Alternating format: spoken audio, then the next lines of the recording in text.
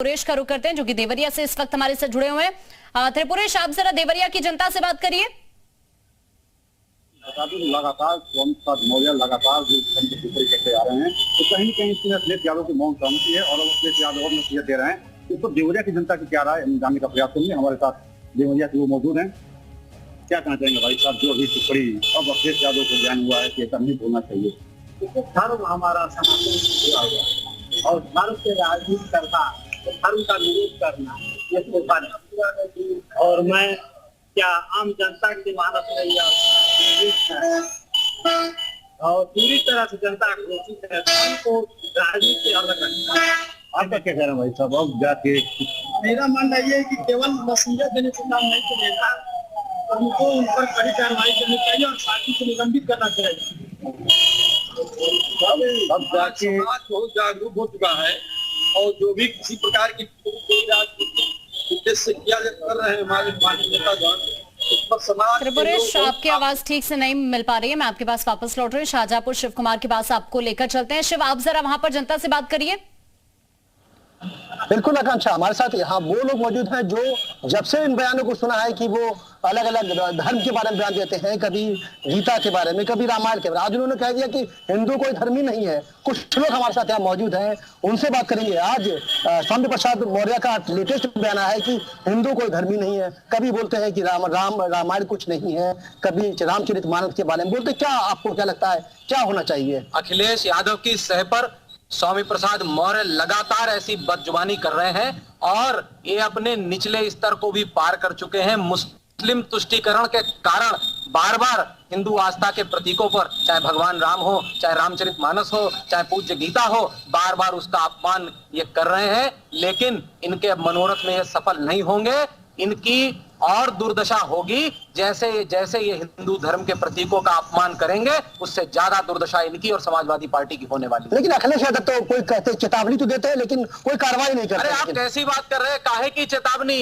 उन्हीं की पार्टी में रह के लगातार वो इतने ज्यादा अपमानजनक बातें कर रहे हैं और वो चेतावनी पे छोड़ रहे हैं। अगर नहीं है तो बाहर निकाल के पार्टी से फेंके ना।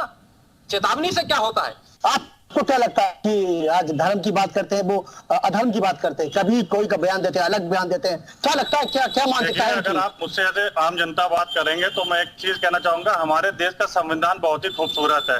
जैसे कि हमें राइट टू स्पीक है, खुले विचार अपने प्रकट कर सकते हैं। तो इन्हीं कुछ संविधान की चीजों का कुछ लोग बहुत ही गलत फायदा उठाते हैं। वही संविधान हमें राइट टू इक्वालिटी भी कहता है, जिसमें कि हर धर्म को हम एक समानता से देखें।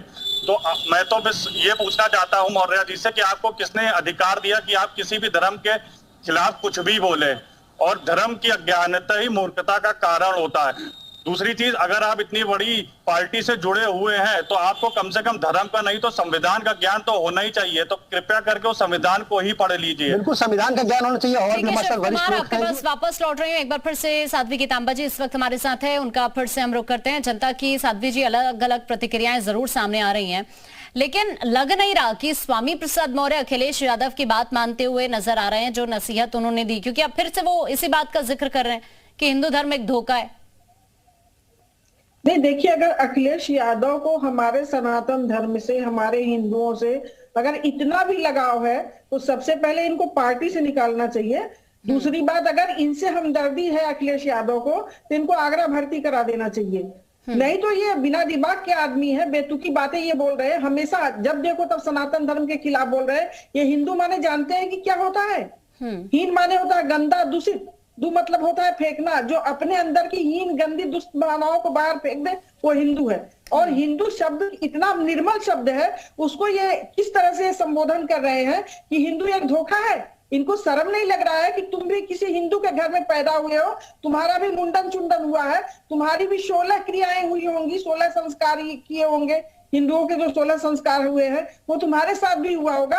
तुम किस बेसिस पर हिंदुओं को इतना गलत बोल रहे हो? और उसके बाद भी अभी भी अखिलेश यादव अगर कोई अपने तरफ से इनको पार्टी से नहीं निकालते हैं तो एक तो कहावत कहा गया है ना कि गाय तो गई गई साथ हाथ पगाहा ले गए, तो पगाहा भी ले जाएंगे, मतलब पार्टी को भी डुबो देंगे।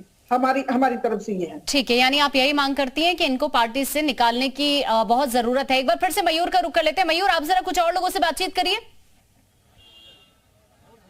बिल्कुल देखिए, और लोग हैं हमारे साथ, भगवा पहन के भी यहाँ पहुंचे हैं। स्वामी मौर्य के नाम में स्वामी है, लेकिन बातें स्वामी वाली नहीं करते हैं। अब डपट लगी है अखिलेश यादव से कि शांत रहिए, धर्म के बारे में ज्यादा ना बोलिए। क्या देर हो गई अब आते आते? बिल्कुल देर हो गई है। अखिलेश यादव जी किस मुंह से बात करेंगे, जिनके पिताजी गोली चलवाए थे कारसेवकों पर, और कहे कि मुझे कोई चिंता नहीं, और आदमी मर जाते तो कोई चिंता नहीं था, हम अपना धर्म का पालन करते। अब आपसे कह रहे हैं अखिलेश यादव जी इतना गंभीर थे इस मुद्दे पर, तो जब हमारा रामायण ग्रंथ जलाया गया, रामचरितमानस जलाया गया, और उसके जिम्मेदार स्वामी प्रसाद मौर्य, तो उनको निकाल फेंक देना चाहिए। अगर बीजेपी में ऐसा कोई मामला होता तो बीजेपी उसको निकाल के फेंक के उसके बाद जेल कर निकाल के फेंक देना चाहिए था इनको पहले ही, स्वामी प्रसाद मौर्य को। स्वामी प्रसाद मौर्य को बीजेपी से बिल्कुल निकाल के फेंक। बीजेपी में कहाँ है, सपा में है, समाजवादी तो आप जानते हैं कि उसका कुकृत क्या रहा है, आपको मालूम है और पूरे जनमानस को मालूम है। आपकी क्या राय है भाई साहब? स्वामी प्रसाद मौर्य जी का दिमाग संतुलन बहुत ज्यादा खराब हो चुका है, उनको किसी हॉस्पिटल में एडमिट करा के उनको ट्रीटमेंट कराया जाए। जैसे कि कौन सा अस्पताल? कौन सा अस्पताल? कानपुर में, पीजीआई में, हजरतगंज में है, कहीं मेंटल हॉस्पिटल या कौन सा? मेंटल हॉस्पिटल को इलाज कराया जाए। आगरा में है, वहाँ भेज दिया जाए उनको। खाली डांटने से कुछ नहीं होगा, कुछ कार्रवाई करनी चाहिए उनके ऊपर। नहीं, ऐसा है, अभी मैंने देखा था ब्राह्मण महा का सम्मेलन जो है समाजवादी पार्टी ने करवाया था, उसमें कम से कम 10% भी ब्राह्मण नहीं गए, जो कि समाजवादी पार्टी से तन मन धन से जुड़े हुए थे ब्राह्मण।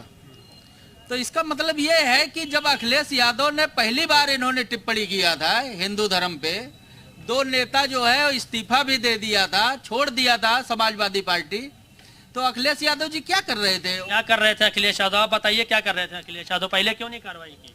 वो कार्रवाई करना ही नहीं चाह रहे हैं, वो तो सिर्फ एक पब्लिकी दिखावा कर रहे हैं अब मीडिया पे जाके कि ये स्वामी प्रसाद मौर्य जी को डांटा जा रहा है, क्योंकि आज पहली बार नहीं है। अभी भी रुक नहीं रहे, अभी भी आज उल्टा सीधा अभी से नहीं, जब से वो सपा में आए हैं, सिर्फ एक सनातन पे सिर्फ एक कोई ना कोई ऐसा भाषण देते हैं जो हिंदुओं को ठेस पहुंचाता है।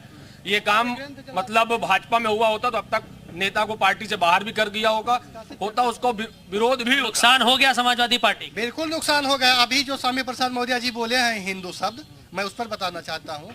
जब कोई हज यात्रा जाता है तो उसका नाम किसी जात धर्म से नहीं हो, तो वहाँ हिंदू शब्द है, हिंदू शब्द से जाना जाता है कि ये हिंदू है, इसलिए उनका नाम हिंदू मालदीव के नहीं, न कोई भारत के नाम से, केवल हिंदू के नाम से जोड़ा जाता है। हिंदू की परिभाषा क्या है?